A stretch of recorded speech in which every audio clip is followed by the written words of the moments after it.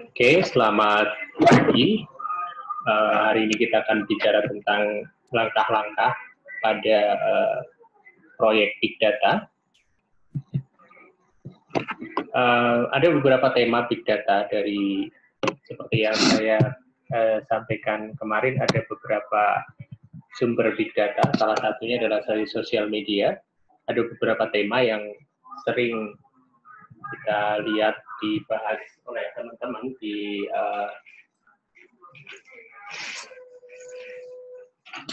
Big Data dari sosial media, seperti misalnya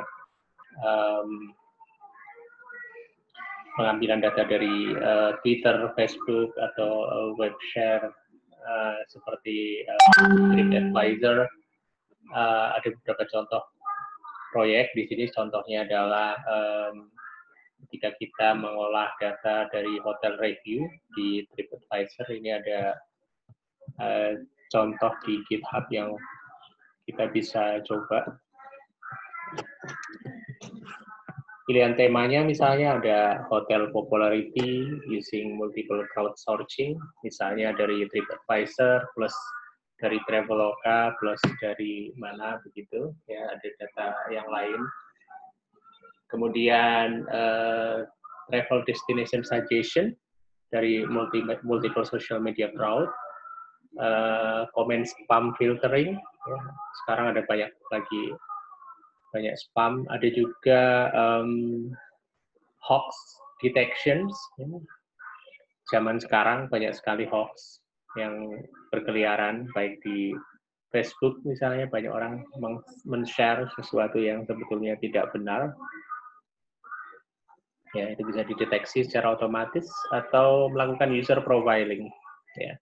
Ini tema-tema yang bisa kita kerjakan menggunakan data dari sosial media maupun menggunakan data dari website yang mengkoleksi komentar dari user. Tema lain misalnya sentimen analisis untuk tema-tema politik ataupun untuk produk. Langkah-langkah yang dilakukan di dalam Big Data Project, yang pertama adalah data collection. Ya, data collection itu bisa dilakukan dengan banyak cara, ya. Tapi yang jelas di sini tidak dilakukan dengan cara survei atau kuesioner.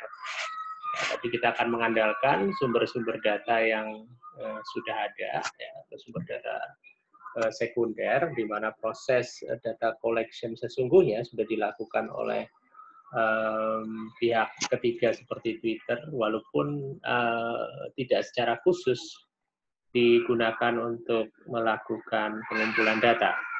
Ya. Setelah data terkumpul, kita dapat melakukan data cleaning, lalu ada data transformation, ya, ditransformasi sehingga bentuk datanya menjadi dapat diolah.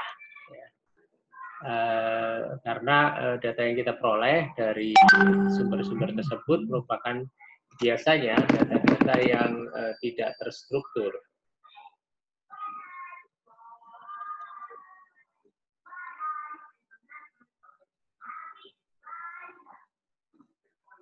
Oke. Lalu feature extraction, ya. Proses memilih fitur apa yang akan kita gunakan untuk melakukan penarikan kesimpulan. Kemudian ada teknik untuk mereduksi dimensi. Karena biasanya data teks, misalnya ketika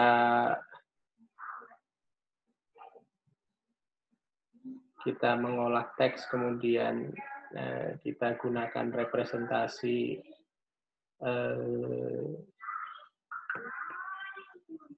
matriksnya akan menjadi sangat besar. Ya. Maka perlu kita reduksi, kita hanya gunakan kolom-kolom yang kita anggap signifikan untuk pengambilan kesimpulan berikutnya. Setelah selesai, dimensinya direduksi, bentuknya sudah matriks, dan matriksnya lebih jumlah kolomnya tidak terlalu banyak, kemudian kita terapkan teknik data mining seperti yang pada umumnya diterapkan. Ini kira-kira untuk big data dengan sumber data teks, jadi masuk ke dalam masuk ke dalam kategori atau kelompok text mining. Jadi di situ ada text sources ya. Tadi text sourcesnya bisa dari Twitter, bisa dari Facebook, bisa dari Traveloka, bisa dari TripAdvisor, dari mana saja yang banyak teks di sana. Lalu kita ekstraksi dokumennya, kemudian ditaruh di dalam dokumen indeks. Kemudian kita mendapatkan korpus, ya, korpusnya kemudian kita transformasi sedemikian rupa sehingga korpusnya sudah bersih dan dapat digunakan untuk diolah, untuk diekstrak fiturnya.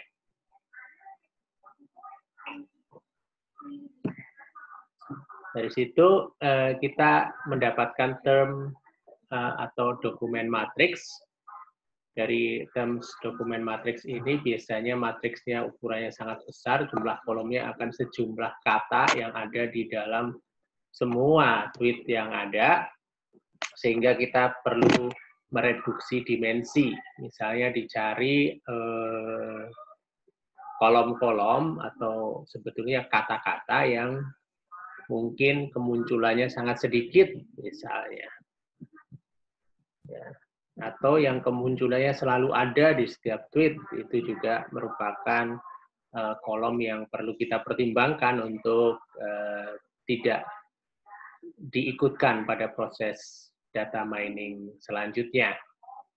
Nah, reduksi dimensi ini ada banyak algoritma nanti ya, akan kita pelajari, atau kalau teman-teman belajar data mining, mungkin akan mengenal beberapa algoritma untuk dimension reduction. Berikutnya setelah kita dapatkan data yang cukup baik, ya bentuknya sudah terstruktur, jadi di sini terjadi transformasi nih antara data yang tidak terstruktur menjadi data yang terstruktur. Kita bisa menerapkan beberapa algoritma seperti algoritma regresi, klasifikasi, maupun clustering. Nah, lalu big data juga selain mengolah teks, juga dapat mengolah data-data multimedia seperti image, video maupun audio. Ya, jadi audio visual di sini juga bisa diolah menjadi sumber dari analisis big data. Secara umum, teknik yang disebutkan pada slide sebelumnya akan sama, hanya berbeda pada data yang masuk pertama, ya. Data yang masuk pertama tadi pada saat text mining adalah teks, maka di sini data yang masuk pertama adalah data video, image, atau audio, atau gabungan di antara ketiganya. Nah, lalu apa contoh proyek di situ? Misalnya ketika kita mendapatkan banyak sekali gambar, lalu kita diminta untuk melakukan klasifikasi, itu gambar apa. Jadi misalnya ketika ada video yang sedang Bapak Ibu lihat ini kan video pembelajaran. Ya, tentunya beda kan dengan video sepak bola, betul nggak?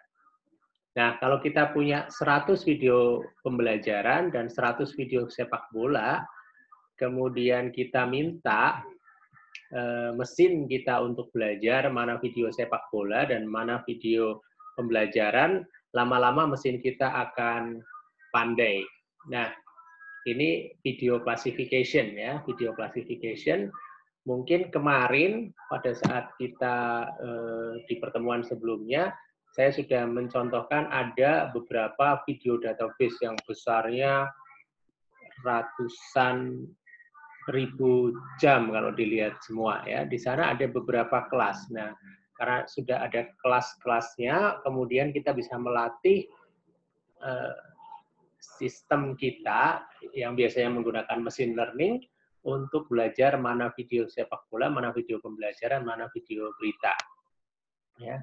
Berikutnya, kalau misalnya kita punya sekumpulan video berita, maka kita juga bisa melakukan di situ topik mining, mengelompokkan ini berita tentang bencana, ini berita tentang penyakit, ini berita tentang apa dari kontennya. Ya, kalau tadi pada level melakukan klasifikasi, maka kemudian kita turun ke dalamnya kepada kontennya. Itu untuk video. Bagaimana dengan image? Sama saja ya.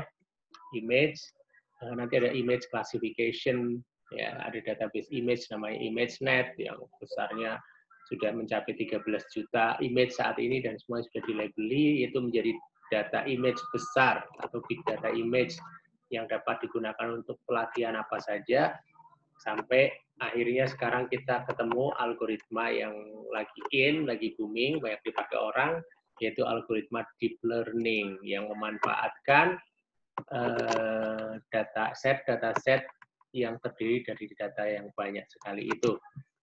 Ya.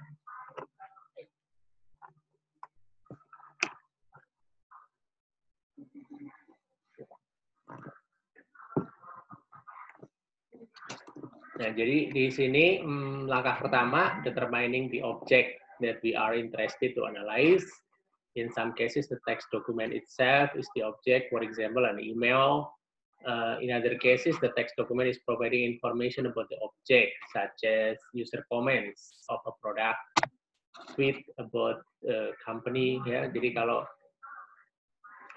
kita meng-crawling data dari Gojek misalnya, ada user comment di sana. Nah, user comment-nya itu mendefinisikan ya tentang produknya dalam hal ini adalah misalnya makanan misalnya ya, atau tweet tentang sebuah perusahaan. Jadi yang dianalisis adalah perusahaannya atau produknya. Misalnya ada pertanyaan di Jogja sekarang, ada banyak yang jualan di GoFood, lalu pertanyaannya mana sih merchant atau outlet yang paling banyak disenangi, paling banyak mendapatkan komentar baik dari pengguna misalnya. Oke, jadi kita pertama mendefine objek, ya, menentukan objek. Yang kedua adalah menentukan fitur dari objek yang sedang kita amati. Lalu membuat vektor feature dari objek yang sedang kita amati. Oke, fit the data, its object and its corresponding feature to standard descriptive analytic and predictive analytic technique.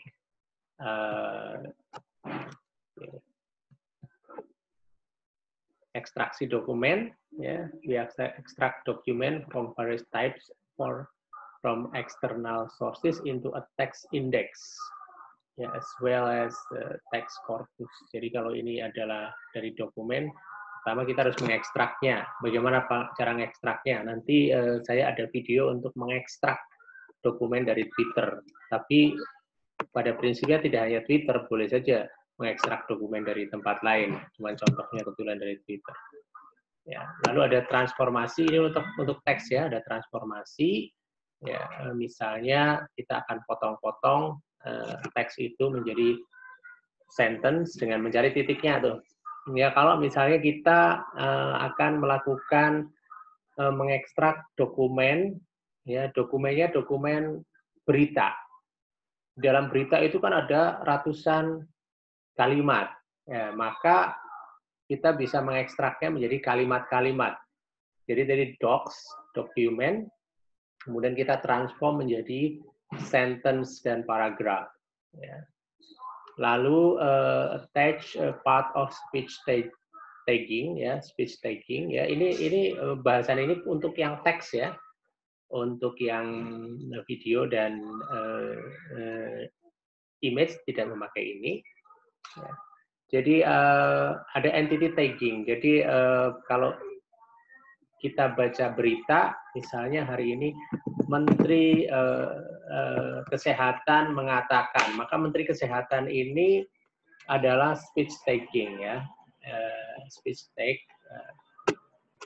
orang ya, bisa orang, tempat, perusahaan gitu ya. Setelah itu kita bisa apply standar text processing.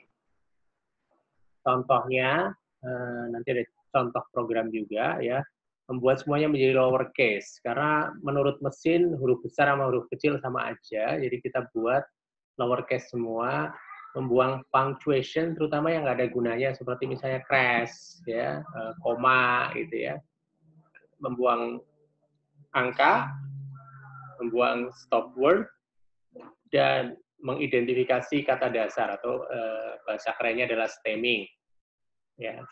Lalu ada domain conversion spesifik, misalnya saja ada tanggal tuh macam-macam ya, macam-macam formatnya. Kita buat menjadi tanggalnya menjadi standar ya.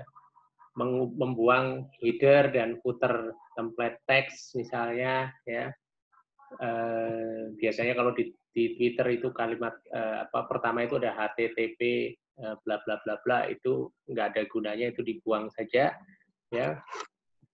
Kemudian yang opsional di sini adalah menormalisasi words into synonym menggunakan WordNet. Jadi ada WordNet. Misalnya kalau dalam bahasa Inggris ada nice sama fine ya. Atau ada bahasa Indonesia misalnya ada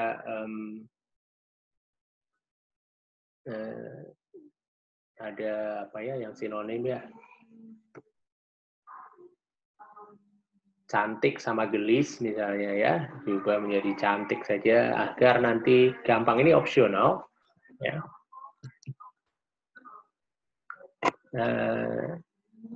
Ini ada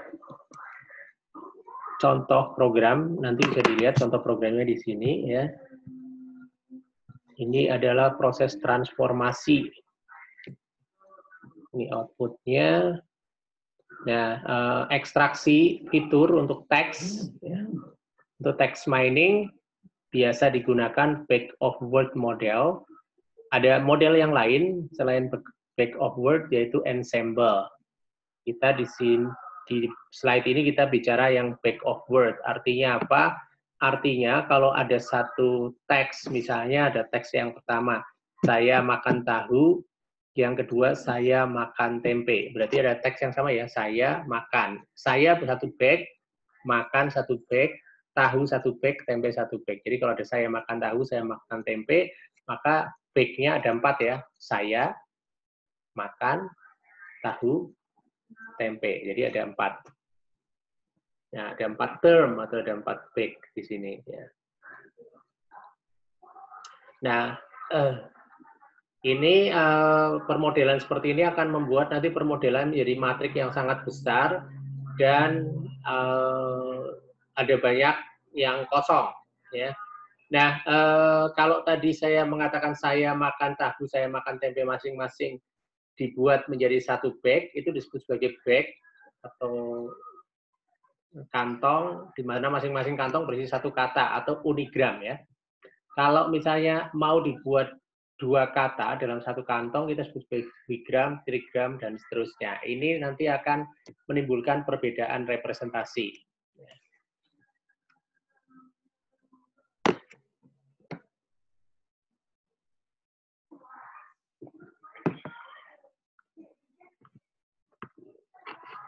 Oke, nah jadi di sini kita akan mengenal namanya TF-IDF, ya, term frekuensi dan ID frekuensi. Ya. Jadi daftar kata tadi akan kita ubah menjadi TF-IDF, yang dimana di situ masing-masing akan berbunyi berapa frekuensi kemunculan sebuah kata di dalam sebuah teks.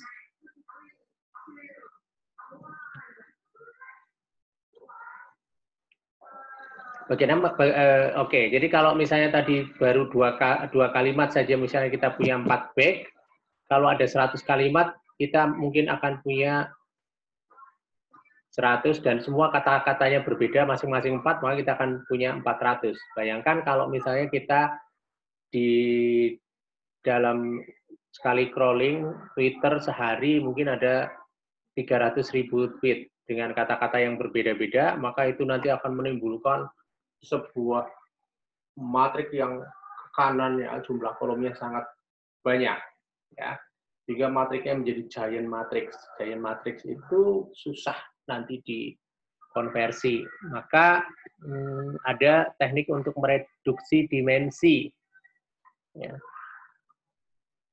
Reduksi dimensi yang pertama adalah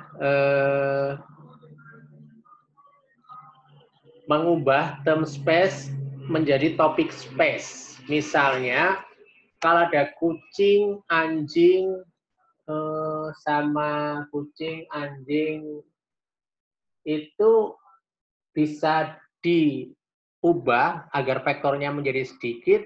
Kucing sama anjing ini kita buat menjadi kata yang lebih umum, yaitu apa kira-kira? Ya, binatang piaraan, gitu ya, binatang piaraan. Sehingga bukan lagi term space, tapi menjadi topik space. Sehingga tadi kucing maupun anjing bisa masuk ke dalam satu term yang sama, yaitu binatang peliharaan. Oke. Teknik yang kedua itu teknik mereduksi dimensi ya. Jadi intinya kita akan mereduksi kolom. Teknik kedua adalah singular value decomposition. It's a common matrix factorization technique to convert a term vector into concept vector. SVD can be used for large sparse matrix M by N into multiplication of 3 smaller dense matrix M times K, K times K, K times N. Ya, dengan latex semantic index, ya, is applying the SVD in the document matrix. Ya, itu pakai singular value decomposition atau teknik yang lain yang yang juga cukup populer yaitu LDA, latent directed allocations ya. Sama tujuannya adalah mentransformasi dokumen menjadi topik ya yang lebih sedikit ya, yang lebih kecil ya. Lalu kita bisa mengapply standar data mining ya, misalnya lebih spesifik, membuang karakter tertentu dan sebagainya. Ya, that's it. Ini adalah Big Data Project. Walaupun saya lebih banyak ngomong tentang teks, tapi sebetulnya Big Data Project bisa juga dikerjakan untuk data video dan data image. Terima kasih. Selamat pagi.